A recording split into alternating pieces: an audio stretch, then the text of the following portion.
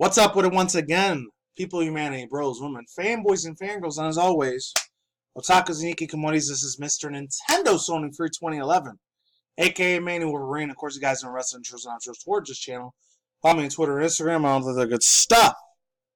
And I want to say today, but this happened about a day or two ago, so I'm a little bit late to the party. I've been seeing literally a shit ton of fucking news. The unfortunate thing that unfortunately the ESA, aka I think they're called the Electronic Software Association or Administration, for short, it's ESA. The same people that actually run the company for EA and a couple other video game companies out there. I think they're the same people that make the mature ratings guide for over here in the United States and for Canada too. So I know over there in the UK and I think Australia they got the PEGI system over there. Over here it's a little bit different. In America. Anyways, before I begin, oh my god, dude. I only heard about this last week Thursday, but I think it was the week before. Literally one of the most biggest nostalgia places of my 90s kid's heart. I think it was like 1993 or 94 when it came out, so I was about 4 or 5 years old. I didn't even watch it until I was like fucking 7. I think from about 1996 to about maybe 2000 or 2001. As I think when the series ended. Fucking Rocko's Modern Life is coming back, but to Netflix. And this shit, as you can absolutely fucking imagine, absolutely blew my freaking head away, man. Honestly. This is one of the coolest fucking things Netflix has done.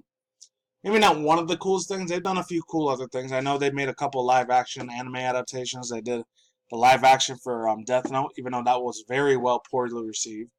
They did the live action for Full Metal Alchemist about a year or two ago. I think it was 2017, 2018. Never got to watch either of those. I still got to watch that Godzilla anime version. And I still want to watch that Castlevania thing for Netflix, but I don't use Netflix, so I just got to, unfortunately, I don't want to sound like a criminal or nothing, but I just watch it for free on other bootleg sites. Pretty much. So hopefully YouTube doesn't take down my channel for me doing that. Whatever I do off this site is my business. So that's just what it is. But to see this shit come back, especially for a younger generation that didn't grow up in the 90s, like maybe people my age in their late 20s, early mid 30s right now, which I'm 30 obviously, they have kids, they could like show this off to them. It's like, hey kid, hey son, hey daughter, like look at the cartoons I used to watch, like they can introduce their kid to that now. I mean, because nowadays, let's face it, a lot of cartoons to me is just fucking garbage. A lot of them don't have originality. They don't have the nostalgia factor. They don't have the fucking... They just don't have that, like not slice of life per se. They just don't have that originality, man. That shine, that charm to it that they had in the 90s and 2000s. And maybe like before 2010s, in my own personal opinion, that's when cartoons started getting shit. But then again, I was like 20 years old in 2009, so I was already a grown-ass adult by the time I was done watching cartoons. Yes, I still do watch anime, manga, and shit. But the last time I saw an American cartoon was probably, even though it was Canadian. I still do watch the My Little Pony shit, which it's crazy. There's only like about 8 or 9 more episodes left, and then the series is over forever. That's some crazy fucked up shit, but it's true. And if something falls in the background, it's one of my things on the shelf, so apologies in future advance if that does happen. There's a bit of other news too, but let's get into the real news. So, just wanted to share that part with you. Unfortunately, something big happened the other day. 2 things. Actually, a bunch of things this past week happened. And as you can see, this one's not going to be very, very nice to talk about. And I can't say that word because I don't want YouTube algorithm to destroy my channel. It will suck. So it says E3 organizers have leaked personal details of over 2,000 media members. This comes from Alice O'Connor from Rock, Paper, Shotgun here. So, this one's called the Entertainment Software Association. I thought it was Electronic Software Association. My bad. AKA the ESA. Is the North American games industry boat whose responsible includes organizing the E3 has quasi-accidentally leaked personal details of over 2,000 people. The names, addresses, phone numbers, and most of the folks who register for E3 2019 media badges disclosure, including some of our own, were posted online in a spreadsheet that apparently anyone could download. The ESA was also lobby governments on behalf of the big publishers, and founded the ESRB ratings board. That's what it was, ESRB ratings. That's what it was. You know, the guys that make E for everyone, T for teen, M for mature, A for adult. Those guys. Ratings board have not apologized, but they do say they, quote, regret the occurrence. Oh, that's fine then. As YouTuber Sophia Narwitz pointed out, this is a bitch, his name. This chick right here, or this bitch right here, whatever you want to call her. I've been seeing her name getting thrown a lot yesterday. When I was like hearing about this news blow up, it was 1,000, maybe 1,000,000 plus YouTubers and Twitch streamers. I'm literally talking the hell out about this news. I would have talked about it yesterday, but the thing is, I was just too bored as fuck. I just didn't feel like making a video. I don't want to say I was under depression or anything. I was way too fucking lazy to do a video. I just unfortunately was. But it is what it is. Better late than never, right? Hopefully you agree. So let's keep going.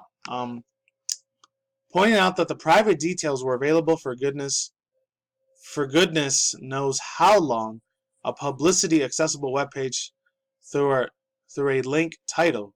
Registered Media listed that they led the spreadsheet with the names of the companies, email addresses, physical addresses, and more for reported 2025 journalists, bloggers, YouTubers, streamers, financial analysts, and such.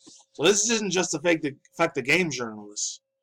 It's affected people that are full-time YouTubers that have about 100,000 to 1,000,000 plus subscribers, real big influencers, real big Twitch streamers, even probably Twitter and Instagram influencers. It probably affected them too. So they're pretty much going to be fucked if they don't send this shit to court.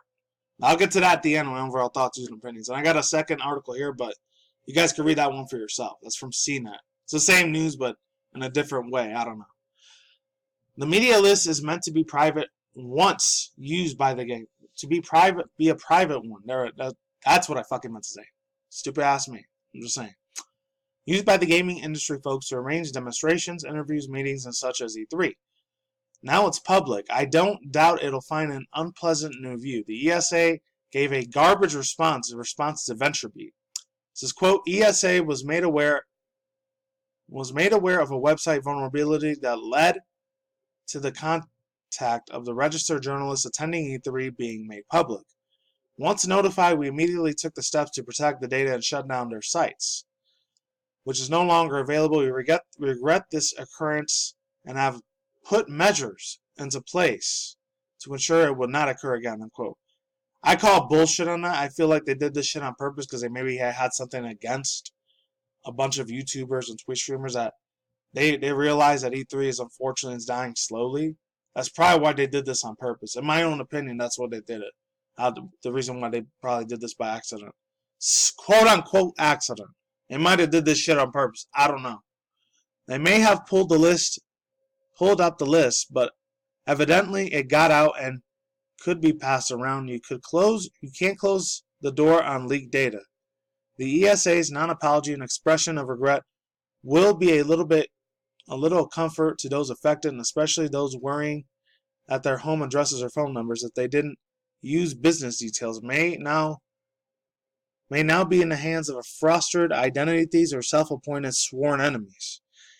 Hasn't been the greatest of fun being in the games media for the past few years. You might have heard wider tides of culture, not mad keen on the matter either. Good luck.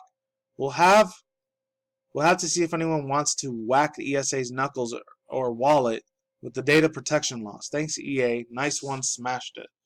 So, overall thoughts, views, and opinions. It's a pretty fucked up, sad day to see E3, one of the biggest fucking electronic expo companies in the world, next to places like how they do at Gamescom, at the Tokyo Game Show, any anime manga conventions, and the Comic-Con conventions that happen around the world almost every month. And unfortunately, they fucking screwed the pooch on this bitch. Honestly, they did. I've heard a lot of other people like Yang Ye. I don't know Dreamcast guy ever went to E3. I'm not sure. Him, Yang Ye. I'm trying to think about a bunch of other people. I know my boy Jake James Lugo, aka Gamers with Games.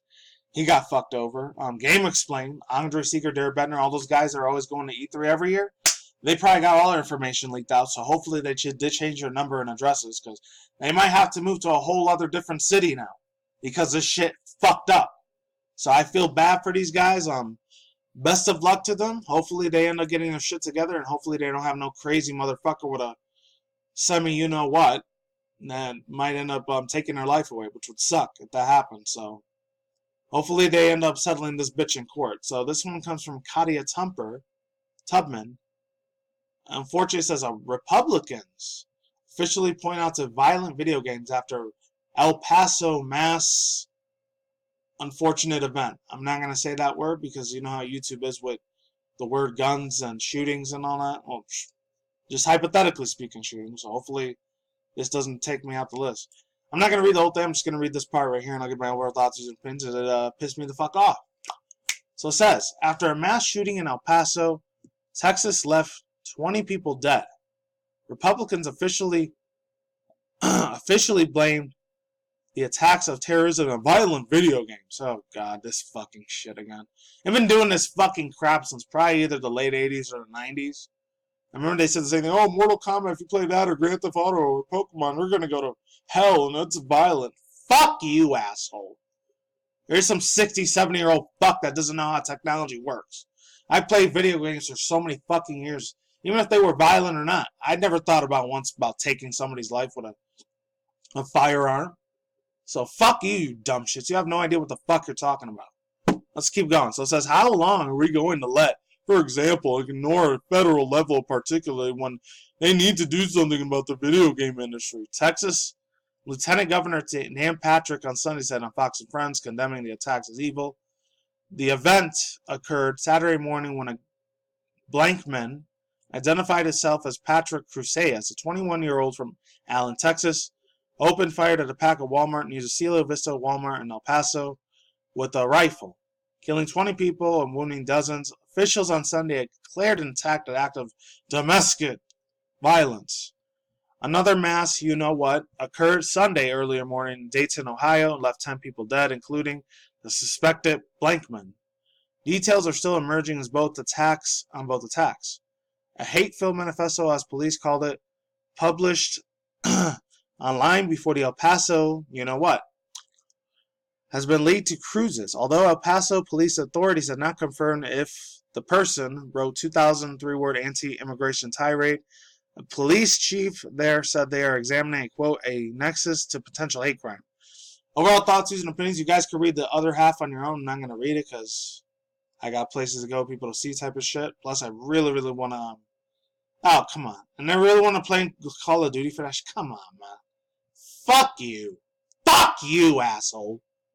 Fuck you, you stupid-ass piece of shit. Because, once again, this stupid old fuck, he has no idea, unless he has kids or grandkids that play stuff like Call of Duty. I'm sorry I had to get loud there, because that shit pisses me the fuck off. When all these little government politicians say, oh, violent video games and nasty, disgusting anime is making the generations bad. Shut the hell up, you dumb shit. You ignorant piece of goddamn fucking garbage. Fuck you. You have no fucking idea what you're talking about, sir.